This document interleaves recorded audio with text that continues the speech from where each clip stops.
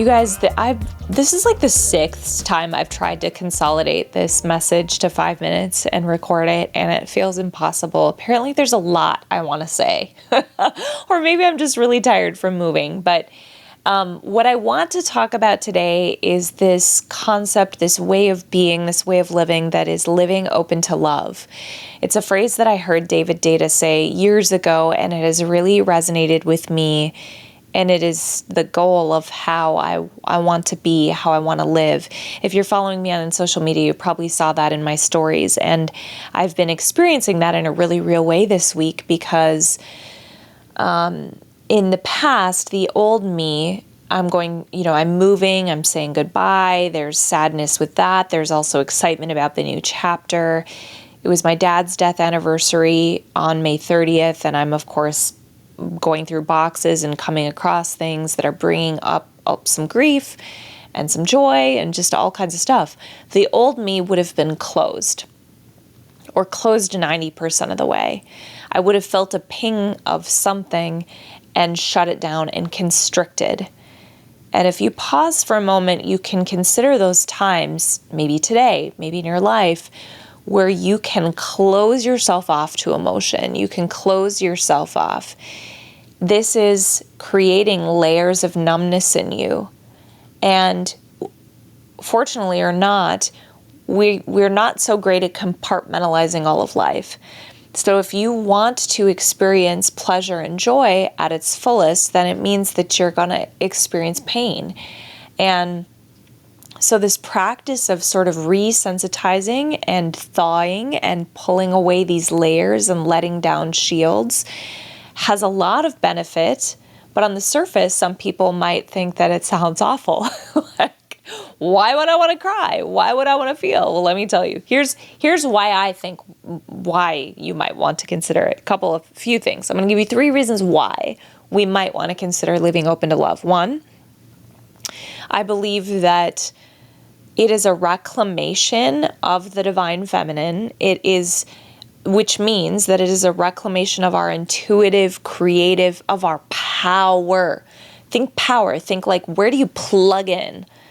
Like, if we are dismembered, if we are not embodied and we're not connected to or open in our bodies to love, to source, then we're cut off from our intuitive, magnetic, resourceful birthing power. And I'm going to talk about what that means in a second here.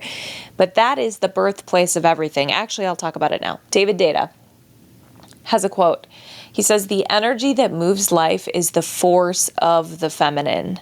She is unstoppable. She is the source of all life, the mover of blood, the breather of breath, the flow of the river's water. The feminine is life.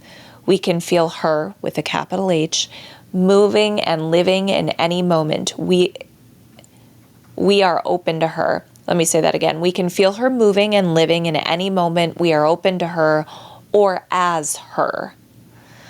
That's David Data. So that is the feminine. And I think we spoke about that on one of my recent episodes with Vanessa Fields. She talked about the feminine is, if you look in nature, she is the volcano. She is the power in the ocean. She is the delicacy of a drop of dew on a spider web. She is the prism of light that creates a rainbow. The feminine is the birther of life. She is the one that ends life. The feminine is all of that. The masculine is consciousness and awareness.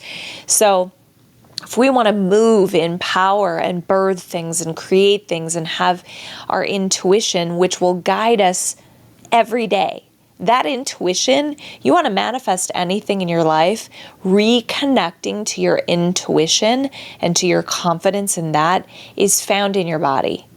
And the only way we can be sensitive enough to feel that is if we are living open to love, living open to expression of fullness of the feminine, which is the divine feminine. Okay, so that's one reason why. Number 2, if you're into the whole polarity thing, this can lead to a really juicy relationship dynamic.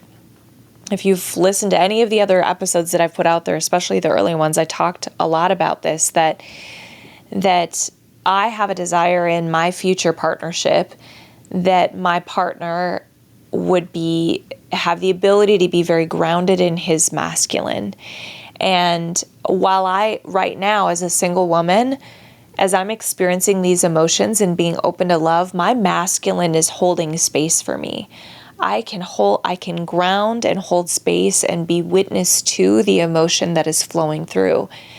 Now, when I get into a partnership with a man that can ground and hold that space, I will be even more free to be in the juiciness of all of my feminine in that dance. If we want to polarize like that, that creates that really, really juicy, dynamic, magnetic, electric charge. I know a lot of women that are functioning in their masculine, that are in their logic, in their mind, they are constricted in their bodies. And so they're attracting men, and there are men, and it could be women for that matter. They're attracting people that are more centered in their feminine energy, because the feminine looks for that grounding, looks for that logic, wants that. So if you're a woman and you want a partner that is in their masculine, you can't do that if you're disembodied. You cannot do that if you're dismembered from your divine feminine, and if you are numb to life.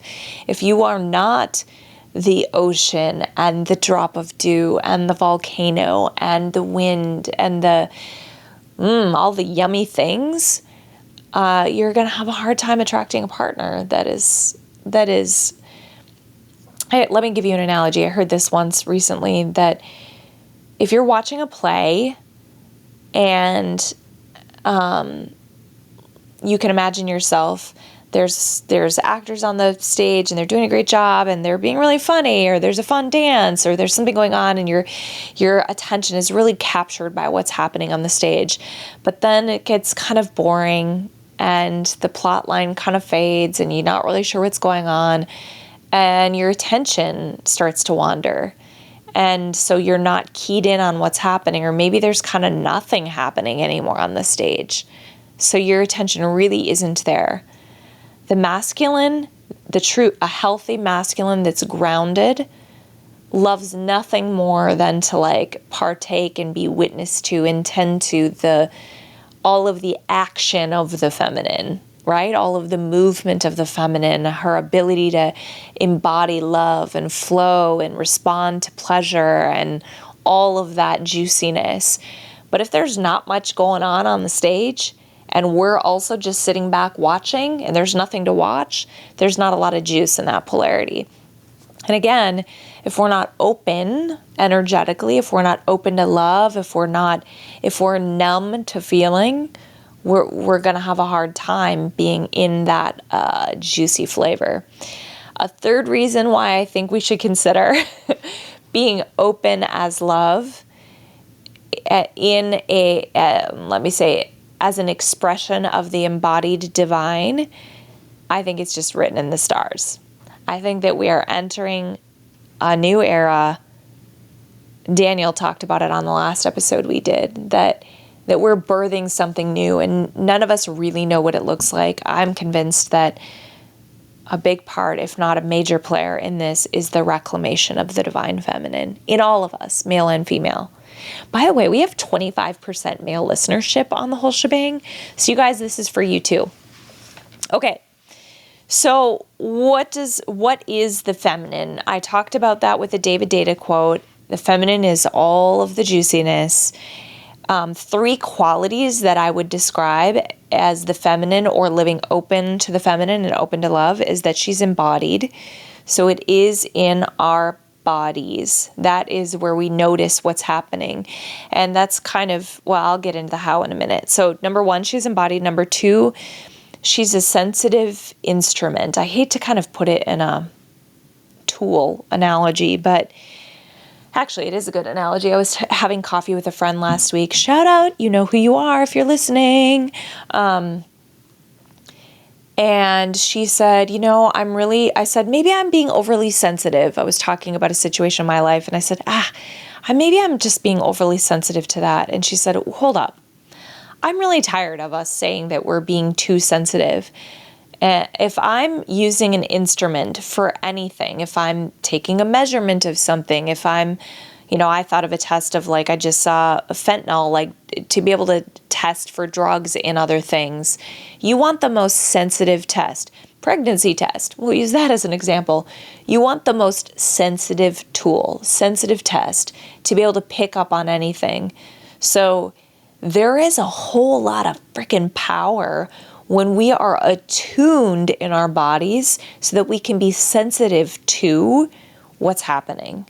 If it's sensitive to the energy around us, if it's sensitive to pleasure, like the numbness is a lack of sensitivity. Sensitivity is where our superpowers are. I don't know if there's such a thing as being too sensitive. That sensitivity is what guides us. That is how I know right now when I'm like, oh yeah, this is the way to move. Oh, that's not the way to move. Oop, this is good energy. Spend more time with these people. That's not great. Because I haven't arrived, by the way, but I have been working hard on being open to love and sensitive in my body. Number 3, a third sort of quality of the feminine it ties very closely to the sensitivity, is that she is responsive. She sort of automatically responds. So if you have like really great grounded masculine energy, even just like walk by you without seeing it, you will feel you will feel your body respond. I'm just even giggling thinking about it. Like you cannot help but be responsive automatically to energy.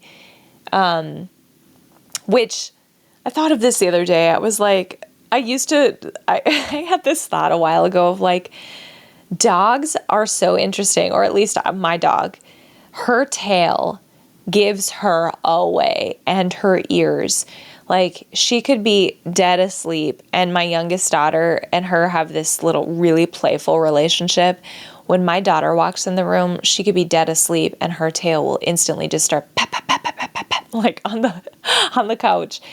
She is responsive without thinking. Her body is like, yes, let's play. And I thought, what would it be like to be a dog? To be like, you cannot hide when you're excited to see somebody or when you're ashamed of something. Like you just have a dead giveaway. And then I had this like moment where I was like, oh God, I'm giving myself I'm like, I have dead giveaways now because I've worked hard at being open. Like I tear up when I am full of joy or full of gratitude. My tear ducts are like a dog tail. I can be happy. I don't cry as much when I'm sad. I mean, I do, but that's my giveaway. So that's actually part of what we want. We want to be really responsive. Think about that in intimacy. Like I heard a guy say, oh, starfish women are the worst. I was like, what? What's a starfish? He's like, what do you mean? What's a starfish? She just lays there, like just flat. I'm like, sorry if this is too much for you. I hope it's not too much for you. Sex is great and we can be embodied and talk about it. If it's too much for you, I'm sorry, but not sorry. We want to be able to feel and not be numb and also be responsive and understand that our bodies are divine. Our bodies are divine. They are holy, but not holy like they need to be cleansed because they're dirty. We are born holy. We are born with divinity infused in every cell of our being. Infused in every cell of your being is light. You are radiating light, and that is beautiful. Your body is beautiful. And we want it to be responsive and sensitive and open to love. I think when I think about the relationship dynamic, I honestly now, the more work that I'm doing and more studying I'm doing, I feel like that's all just cherry on top. That's all just like, ooh, and I get to have all this yummy stuff happening. Awesome. The real like meat of this to me is that when we are open to love and when we are sensitive to what's happening in our bodies, We are the sacred. We are the embodiment of the sacred on earth. We bring heaven to earth. This is heaven on earth. We are not, oh, I wrote about it, you guys. Oh my gosh, yeah. I was sort of scribing this morning about this. What do you know? Okay. Let me read this to you.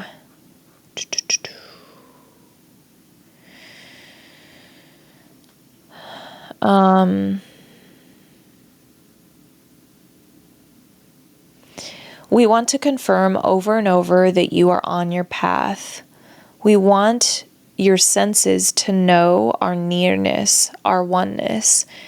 You'll have people and situations that, although they're well-intended, will unknowingly be nudging you off of your path.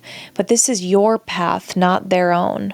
Remember, remember, remember. Deep in your bones, through all of time, remember. This means to remember where we were once dismembered. You are being remembered with the divine. You are divine. You have your knowing. You are centered and full of love and light. The temptation is to seek affirmation along the way, but you need no affirmation from the external. This is why we're sending you signs and winks and divine nods every day, because you staying on your path is dependent on you knowing your divinity. Yes, love, get comfortable with this truth. It's more than a connection to, it's more than a hearing, sensing, or feeling the otherness of the divine. It is an embodied merging with divine. It's understanding, or more aptly put, it's a deep knowing that your body is not just a shell to hold the divine, not a house, not even just a temple. Your body, your cells, your DNA, your breath, your yoni, your touch, your heartbeat, your resonance of your voice, everything you are is the divine. You are remembering and being brought together. Yes, it's beautiful, and it's also pure magic. Kind of forgot I wrote that this morning, guys. I think that's for today. I think that's for us. I want to read this one last quote. Maureen Murdoch from The Heroine's Journey. She says, as women return, I believe this is for men too. Let me just pause there for a second. 25% of our listenership, by the way, is male, which is awesome. There is a special journey for the woman to reclaim her female body. Ooh, yeah, we got to pause there.